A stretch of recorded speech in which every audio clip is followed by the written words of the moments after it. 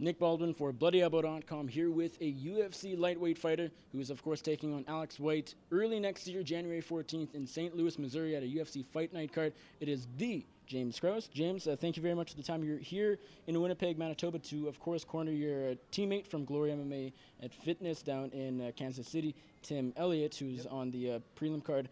Firstly, before we talk about your fight, what's going on with you? How is Tim looking? Just talk about the matchup a little bit. How's everything going with Tim Elliott? Tim always looks sharp. I mean, he's a gritty, grimy, ugly guy.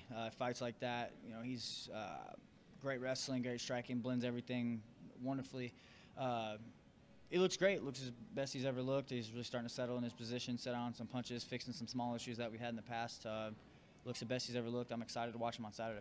And when you're coaching Tim Elliott, I know you didn't do work a ton with him because he was in Vegas for this camp, but when you're typically coaching guys, because you do a bit of coaching more than some fighters, what are you? Do you focus on the striking, grappling? What are you? Are you just well-rounded? What's sort of your go-to for coaching? Well, I started in MMA. I didn't start wrestling or jiu-jitsu or striking. I started in MMA, so I would consider myself an MMA coach. I'm a black belt in jiu-jitsu. I've been kickboxing for 11 years, so I mean, I have pretty good. You know, this is my next fight against Alex. Will be my 55th fight, so I've got a lot of experience. You know, so I would consider myself an MMA coach, well-rounded, that can do you know, blend everything together well and kind of game plan and piece everything together. What did you think about Tim going out to Vegas? Do you think it was a good move, trying something new? You know, the UFC PI seems to be working well for a lot of fighters. Have you gone out there yourself? Yeah, I've been out there. It's a good move for him. You know, he likes the warm weather. He just likes to be around that vibe. The PI is wonderful. I mean, it's great. It's, you know, free food all the time. Pretty much any recovery you could ask for, it's all at your fingertips. So, yeah, it's a good move for him. You know. Would you consider moving out yourself? No, I would not. I like to do my camps in Colorado, and you know, everybody's a little different. You know, I've been in Colorado for a while. I'm doing well there. I don't see a purpose to change anything up. You know, so I'm gonna stay in Colorado for now. For some reason, I was thinking you train at Glory, but you do your camps in Colorado. Yeah, I go out there. I go out there probably 2 or 3 weeks out of a camp. You know, I would say I go out in probably week spurts, 2 to 3 times each camp, and you know, we put together a good game plan and just tighten everything up. But I train more than anywhere. I train at my home gym, and you know, we put together everything there. But like I said, I do a lot of my stuff at Factory X in Denver as well. Now, of course, this Alex White fight will be at lightweight, right? Correct, yep. And so last time sort of we heard from you, you were still sort of deciding lightweight or welterweight. Yep. Ultimately, why did you decide going back down to 155? Well, I got a pretty ugly staph infection not too long ago in my leg, and I was in the hospital for about 2 weeks, and I lost a ton of weight, and I never really put it back on. Even after the Tom fight, you know, I never really hit. I would peak at like 190, 195, but you know, whenever I started training again, I was getting, you know, 180, 182, and it's just, I would either have to spend a few months putting some lean muscle mass on at 70 or just go back down to 55. And you know, right now I'm as light as I've ever been this far out of a fight, so 55 seems to be where I should be. I'll be a big lightweight and strong, tall, you know.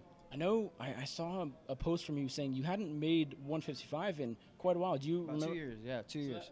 Do you expect the weight cut just cutting down to 55 for the first time in 2 years? Will that make it a bit challenging? No, I mean, I'm sure it's never easy. You know, I started out 30 pounds over or more, probably more than that, but it's never easy, so I don't want to act like it is. But like I said, I'm the lightest I've been since I can ever remember fighting at lightweight, and I fought at lightweight most of my career. So I don't want to say it will be easy, but I think, you know, because of that long layoff, I'm taking a little bit more cautious approach than I normally would, and making sure I'm lighter going in.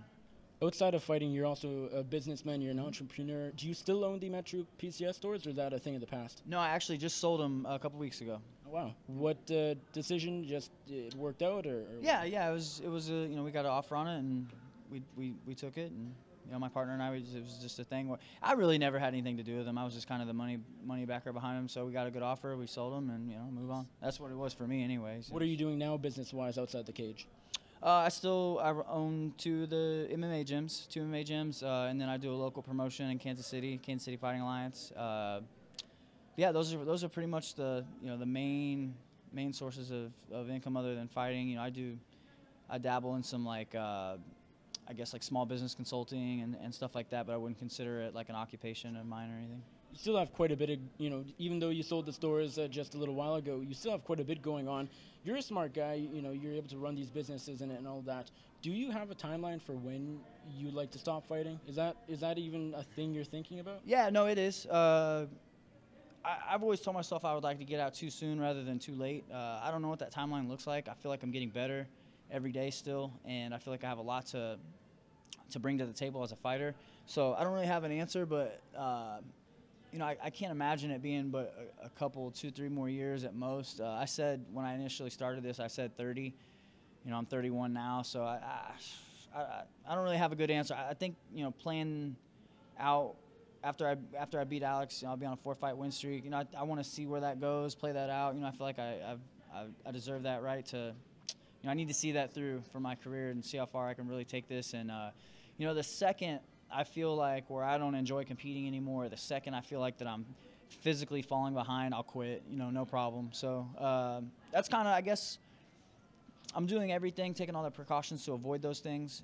But at the end of the day, Father Time is undefeated. So we'll see. We'll see. You're not scared of retiring, I feel, and without, I don't mean to disrespect fighters, but I feel like some fighters are. No, you're absolutely right. I mean, some people grow up with nothing else. That's all they've been doing their whole life is fighting. And for me, like I could quit today and I would be fine. I would figure it out. Obviously the income from fighting is nice. I do well. Fighting a couple times, 2-3 times a year. It's good money. So. Yeah, I mean, I have other things though. You know what I mean? And I feel like a lot of people don't, and they're not sure what to do with their life. This is the thing is, some fighters let the sport of MMA, let it be their identity. Like they attach the sport with their name, and it is not me. It's MMA as a platform for me. It's not my purpose in life. So I don't really I don't get attached to the sport at all. I get attached to my purpose in life, and that's what I concern myself with. And yeah, the sport of MMA does not define me as a person or my future by any means. After you have completed your fighting career, competing yourself, do you see yourself as a potential full-time coach? I mean, I pretty much am now, but yeah, absolutely. I mean, I have a huge passion to coach. I think I'm a way better coach than I am a fighter. But yeah, I absolutely want to be a full-time coach as soon as I'm done. I mean, it won't even be a question. I'll go right into it because I'm pretty much a full-time coach now. But yeah, that's exactly where I'll go. And we're talking a lot about, a few years down the road, but of course you still got the Alex White fight coming up, and I'm sure some other fights, as you said, you still want a couple years left. How do you match up against Alex White? I think I match up great with him. Alex is tough. He's durable. He's got all the intangibles. You know what I mean? He's tough. He's got heart. He's mentally strong, physically strong, durable. He's a fairly big lightweight, even though he's coming up from featherweight. He's not small at lightweight. He's tricky. He's got some good stuff. But in terms of like on a technical ability, I think there's levels of the sport, and I think I'm just on a different one than him. I think I'm better than him on the ground. I know I'm better than him on the ground. I've rolled with him before. I've trained with him on a few different occasions, and I had no problem with him in grappling. Now, once again, this is not a grappling match. This is not a technique off. This is a fight. So he's good at fighting. He's good at making things ugly and gritty. And it's. But like I said, in terms of technical ability, I think I'm light years ahead of him. I've been doing the sport a lot longer, and we'll see. We'll see. Now, of course, I would imagine your fight camp is well underway. Oh yeah, absolutely.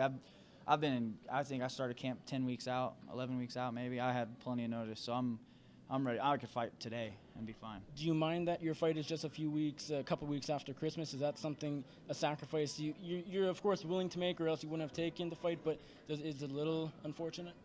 No, I mean, this is what you signed up for. You know what I mean? This is what we all signed up for whenever we accepted this. You don't have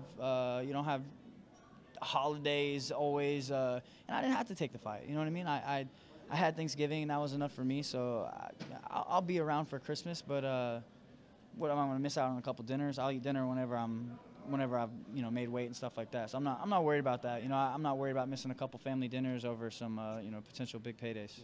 The last time you were here, I would imagine, was the Sam Stout fight 4.5 years ago, right? Yep. That was exactly the last time I was here.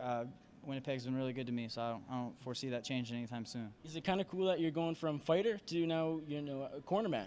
Yeah. I mean, I enjoy being here. I always enjoy coming with Tim, supporting him. He's fun to be around. He's a blast, So, I expect to see good things out of him. And I don't think Canada's going to change what it's done for us. You know, it's like I said, it's been really good for us, and I don't foresee it being any different. Tim was here with me when I fought. Now I'm here with him, so I think we're going to have a similar outcome. Well, prediction for Tim's fight and, of course, your fight against Alex White, UFC Fight Night, St. Louis, Missouri, January 14th. I actually think Tim will finish with a late round, let's say second round submission, probably some type of head and arm choke, guillotine, maybe anaconda choke. I think in my fight, I think I'm going to end with a first round TKO or a rear naked choke. Awesome, James. Thank you very much for the time, and best of luck, of course, cornering Tim on Saturday. Thanks, man. Appreciate it.